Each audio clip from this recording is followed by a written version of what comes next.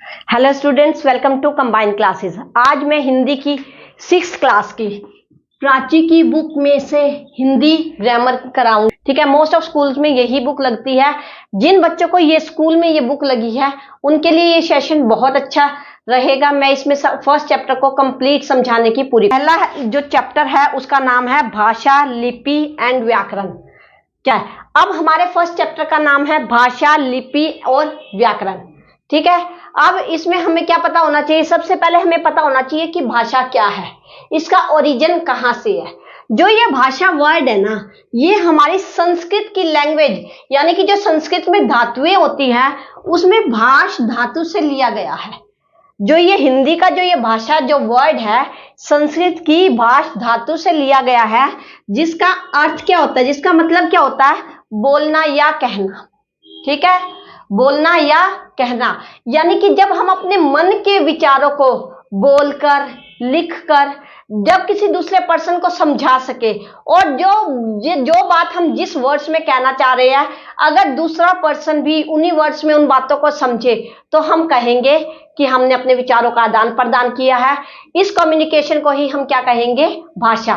भाषा क्या होती है? अपने विचारों के, मन के विचारों को लिखकर या बोलकर दूसरों के सामने क्या करना है? प्रस्तुत करना ही क्या कहलाती है? भाषा। अब भाषा के कितने प्रकार होते हैं? भाषा के कितने प्रकार होते हैं? भाषा के मेनली ये दो ही प्रकार होते हैं, लिखित, मौखिक। लिखित क्या होता है? जब हम अपने मन के विचारों को लिख के दूसरों के सामने प्रकट करें तो हम उसको क्या कहते हैं? लिखित भाषा। लेकिन जब हम बोलकर ओरली किसी बात को दूसरों को समझाते हैं तो वो हमारी कौन सी भाषा होती है? मौखिक। अब हम इन दोनों में से सबसे पहले अगर पूछे कि अस्तित्व में पहले कौन सी भाषा आई, बता दी? लिखित भाषा आई कि मौखिक भाषा आई? मौखिक। क्योंकि जो ये मौखिक भाषा है ये पहले हमने ओरिजिनेट की, क्योंकि हम नॉर्मली अपने घर में रहते हैं, बात करते हैं, बात करके अपने भावों को व्यक्त कर सकते हैं। इसके लिए हमें कोई पढ़ना लिखना नहीं पड़ता, हम सोसाइटी में देख के भी बोलना सीख जाते हैं। लेकिन अगर हम लिखित माध्यम का यूज करेंगे तो उसके लिए हमें अक्षर का ज्ञान होना बहुत जरूरी है, कंपलसरी है।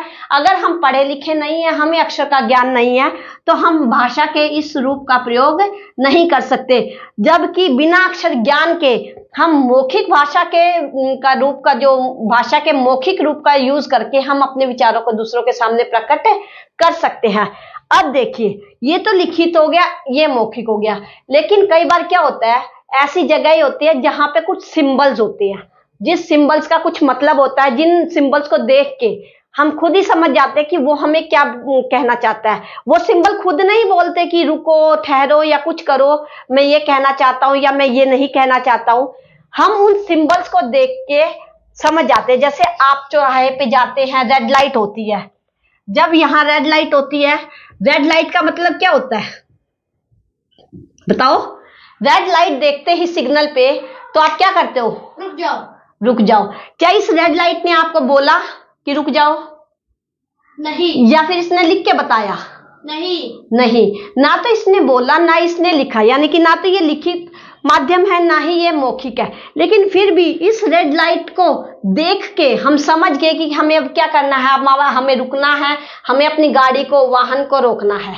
फिर येलो लाइट होती है। येलो लाइट आए तो हम क्या करेंगे? रेडी हो जाएंगे कि अब हम चलने वाले हैं, बी रेडी। ठीक है, इस लाइट ने भी हमें कुछ बताया नहीं है, हम खुद समझे हैं। इसके बाद ग्रीन लाइट होते ही आप अपने वाहन को लेके चल पड़ते हैं, या अगर आपको रोड क्रॉस करना है आप वो कर लेते हैं। ये 3 लाइटें जो होती है ये हमें सिंबल देती है। तो जिन सिंबल्स की हम यहाँ पे यूज कर रहे हैं तो उनको क्या कहते हैं? Symbolic language. इसको कहते हैं सांकेतिक भाषा। कि ये जो लाइटें हैं हमें संकेत कर रही है कि हमें क्या करना है। अब हम सपोज करो गाड़ी चला रहे हैं, अगर हमें राइट टर्न लेना है तो हम राइट इंडिकेटर देते हैं।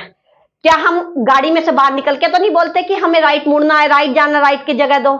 नहीं बोलते, हम अपना इंडिकेटर शो कर देते हैं। इंडिकेटर शो हुआ, पीछे इंडिकेटर में लाइट जलेगी, जो हमारे पीछे की जो गाड़ियां हैं वो इंडिकेटर को देख के समझ जाएगी कि इस पर्सन को राइट में टर्न करना है या इस पर्सन को राइट में टर्न नहीं करना, लेफ्ट में करना है। ठीक है, ये भी सिंबॉलिक लैंग्वेज का क्या है, एक पार्ट है। लेकिन अगर हम हिंदी व्याकरण की बात करें तो उसमें सिर्फ यही दो रूप लिए गए हैं, सिंबॉलिक या सांकेतिक भाषा को इसका प्रकार नहीं माना गया। इसमें दो ही भाषा ली गई है, लिखित और मौखिक। भाषा के ही रूप है छोटे छोटे। जो भाषा है एक विस्तृत क्षेत्र है, उसमें हमने ये छोटे छोटे पार्ट्स बना रखे हैं। इन सब में एक माइनर सा डिफरेंस होता है जिसका हमें पता होना चाहिए। भाषा तो ये है कि जब हम अपने मन के विचारों को दूसरों के सामने प्रकट करते हैं, वो कोई भी मीडियम हो सकता है, वो लिखित भी हो सकता है, वो मौखिक भी हो सकता है, ठीक है, वो भाषा कहलाती है जिससे दूसरे हमारे मन के विचारों को समझ सकते हैं। फिर बात आती है मातृभाषा की। मातृभाषा कौन सी होती है?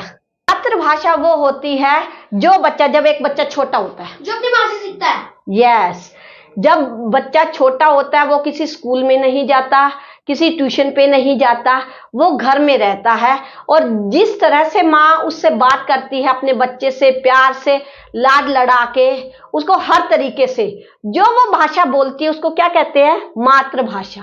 नॉर्मली हमारे घरों में तो यही होता है कि जो माँ की भाषा होती है वो वही भाषा होती है जो जनरली सोसाइटी में चलती है।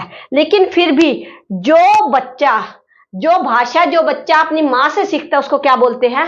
मातृभाषा। इसके जैसे इससे पता चल रहा है, इसके नाम से ही मातृ क्या होती है? माँ। माँ से जो भाषा बच्चा सीखता है वो कौन सी भाषा होती है? मातृभाषा। ये मातृभाषा को हमारे संविधान में ऐसी कोई सच मान्यता नहीं मिली हुई है।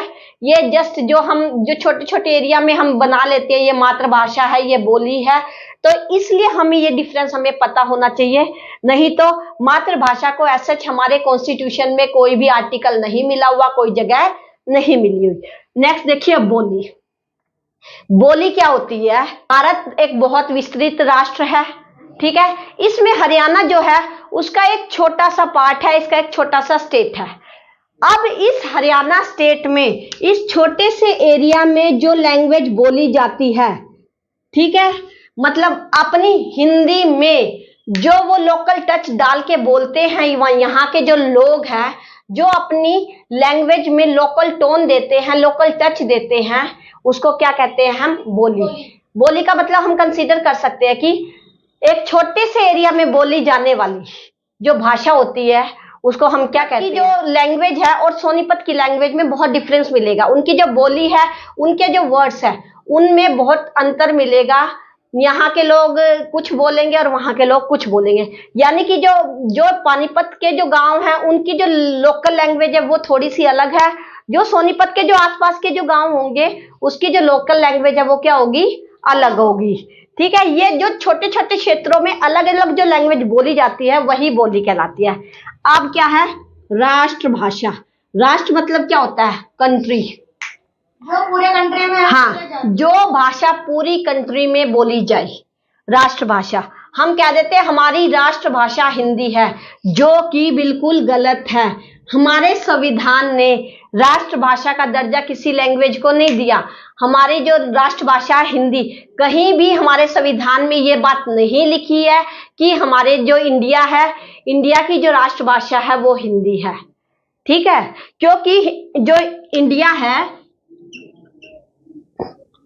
वहां पे उत्तर भारत में अलग लैंग्वेज बोली जाती है। द्रविड़, जो साउथ इंडिया में है वहां द्रविड़, तमिल, तेलुगु ये भाषाएं बोली जाती है।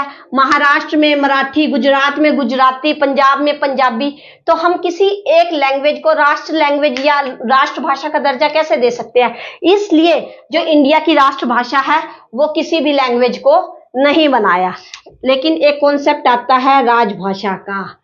भारत ने अपने संविधान के आर्टिकल 343, इस आर्टिकल में संविधान में राजभाषा का दर्जा किसको दिया है?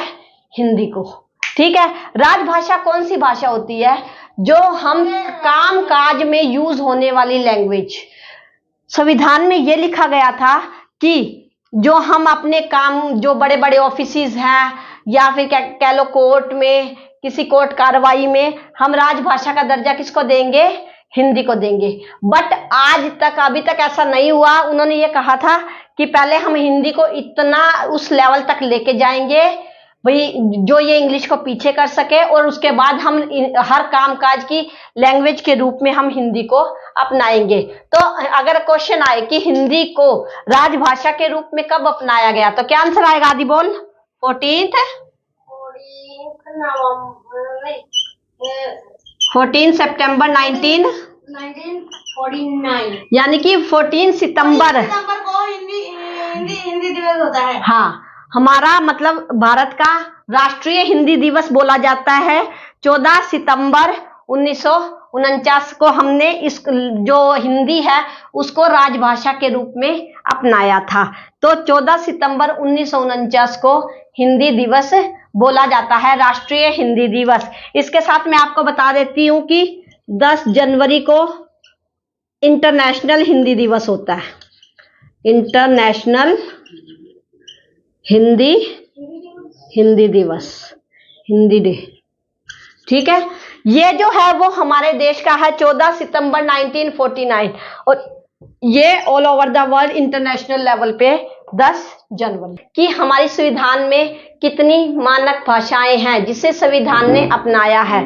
हमारे कॉन्स्टिट्यूशन में जो हमारी बुक है जिसके हिसाब से पूरा इंडिया चलता है, उस बुक में आर्टिकल्स में लिखा है कि जैसे 343 से आर्टिकल स्टार्ट होते हैं लैंग्वेजेस के, इसी के आगे सब पार्ट्स है। आगे आर्टिकल्स में लिखा है कि जो भाषा है हमारे संविधान में टोटल 22 भाषाओं को, मानक भाषा को, कितनी भाषाओं को? 22 मानक भाषाओं को दर्जा मिला है, मानक भाषाएं।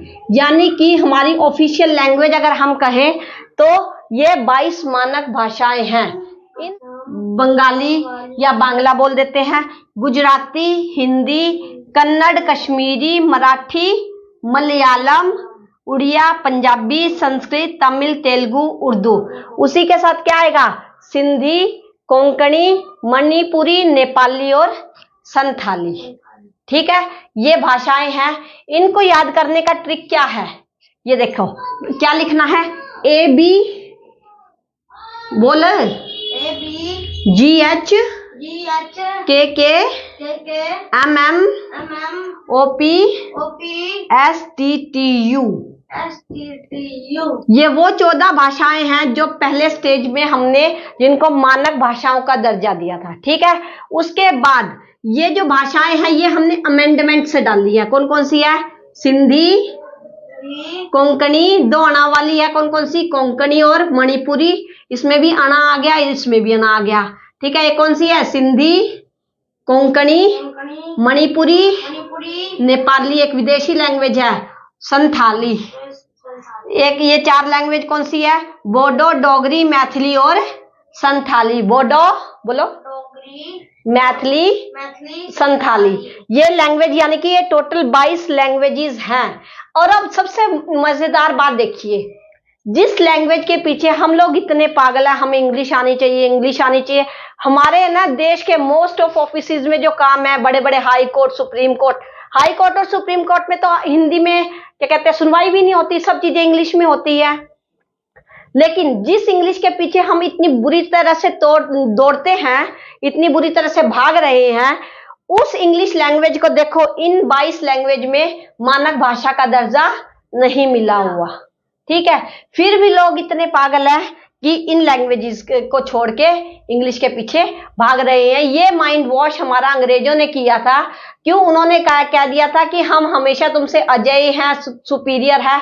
उनकी ये बातें हमारे माइंड में इस कदर से डल गई कि जिसको इंग्लिश आती है वही सुपीरियर है, और जिसको इंग्लिश नहीं आती है वो सुपीरियर नहीं है। इसलिए हम अपनी सारी लोकल लैंग्वेजेस को छोड़ के, अपनी भाषा को छोड़ के इंग्लिश के पीछे भाग लिए। ठीक है, और जब भी हमारा, थैंक यू, आई होप आप लोगों को ये सेशन पसंद आया होगा। अगर आपको ये सेशन पसंद आए तो प्लीज मेरे चैनल को ज्यादा से ज्यादा लाइक, शेयर एंड कमेंट जरूर करें, और सब्सक्राइब करना बिल्कुल मत भूलिए।